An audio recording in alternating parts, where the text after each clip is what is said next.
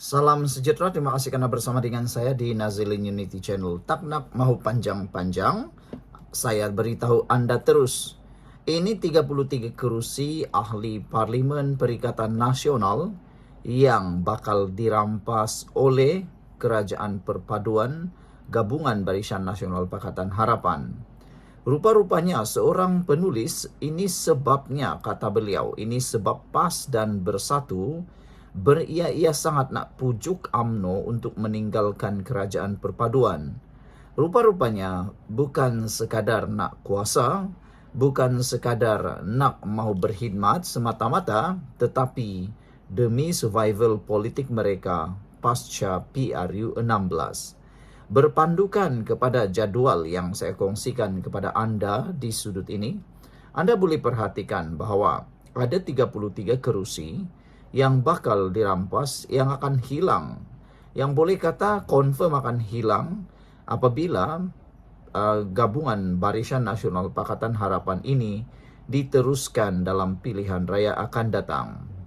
Di Kedah sahaja, satu kerusi bakal tumbang, iaitu kerusi Kulim Bandar Baru.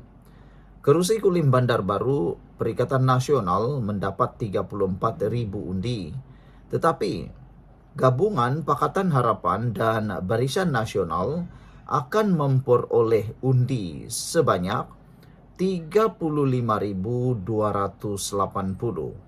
Makna kata, dengan ini majoriti akan dimenangi oleh Pakatan Harapan Barisan Nasional akibat daripada penggabungan dua undi, yaitu daripada Pakatan Harapan dan Barisan Nasional.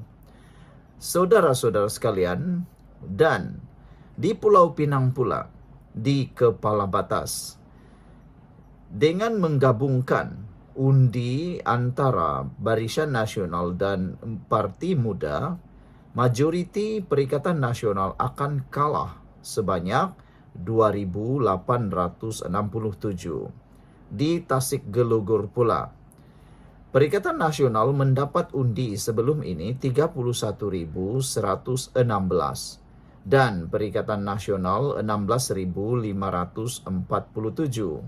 Barisan Nasional pula 18,864. Jika ditambahkan jumlah undi Pakatan Harapan dan Barisan Nasional ini, ia akan menjadi 49,337 dan ini akan menjadikan majoriti akan diperoleh Pakatan Harapan Barisan Nasional 11,699. Maknanya sangatlah berpotensi besar Tasik Gelugur akan tumbang. Dan yang lebih teruk lagi ialah kerusi Permatang Pau yang mana anak kepada Perdana Menteri Malaysia Nurul Izzah Ibrahim kalah di sana kepada calon Perikatan Nasional, iaitu 37,638. Tetapi jika Permatang Pau bergabungan Pakatan Harapan Barisan Nasional bekerjasama dalam pilihan raya akan datang, Perikatan Nasional akan tumbang di Permatang Pau dengan kekalahan 11,000 undi.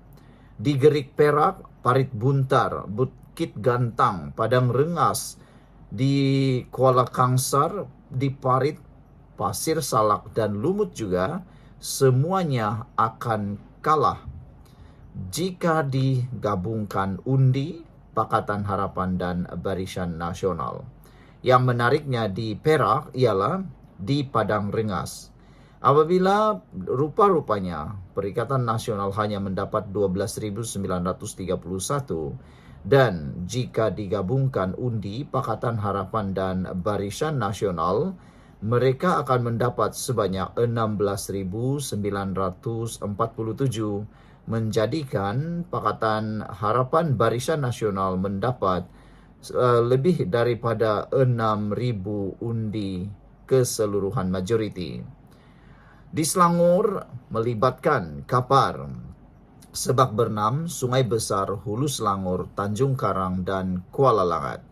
Di Melaka pula, Masjid Tanah, Tangga Batu, Jasin, Pagoh, dan Muar akan berjaya dirampas oleh gabungan Pakatan Harapan Barisan Nasional. Yang menariknya, di Melaka ini adanya Masjid Tanah, Tangga Batu, Jasin, Pagoh, dan Muar. Ini bukan Melaka, ini adalah Johor. Masjid Tanah, Tangga Batu, Jasin, Pagoh, Muar juga akan melibatkan Muhyiddin Yassin di Pagoh.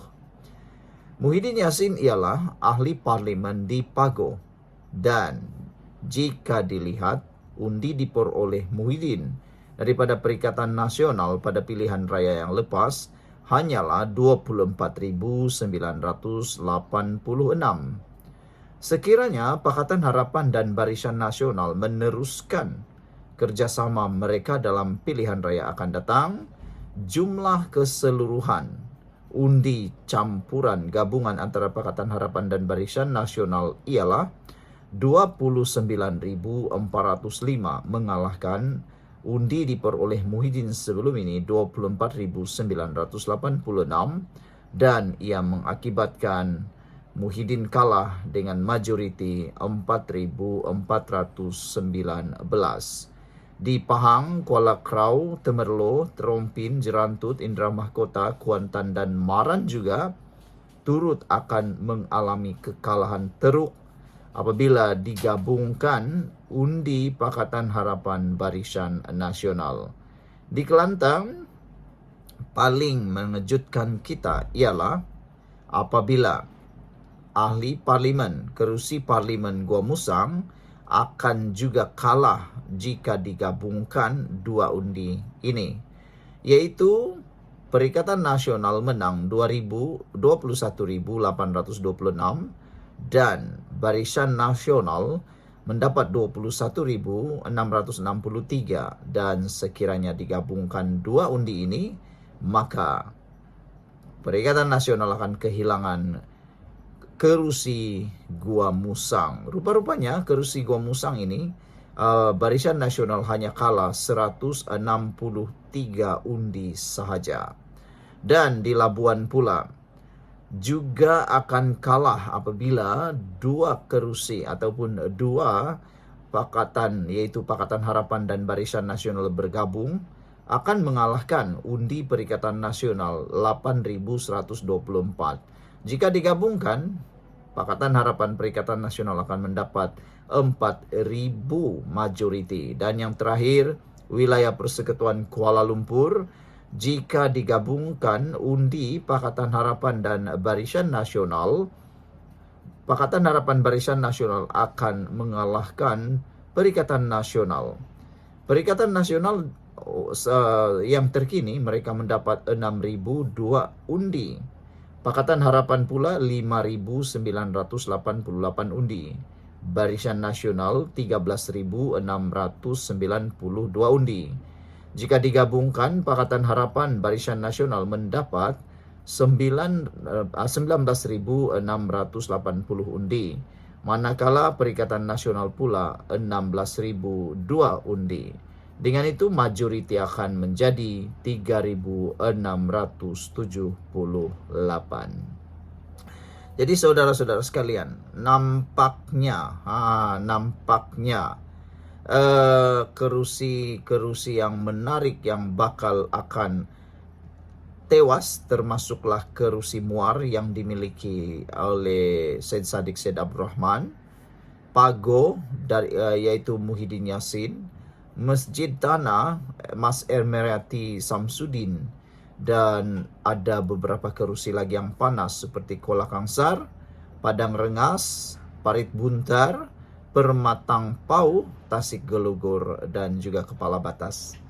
Makna kata, semua orang-orang besar daripada Parti Bersatu khususnya akan kehilangan kerusi mereka apabila Perikatan Nasional dan Barisan Nasional, Pakatan Harapan dan Barisan Nasional bergabung. Jadi ini sebabnya PAS dan Bersatu beria-ia nak pujuk UMNO untuk meninggalkan kerajaan perpaduan, rupanya demi survival politik mereka pasca PRU 16. Sekian dulu untuk kali ini, jangan lupa tinggalkan komen Anda.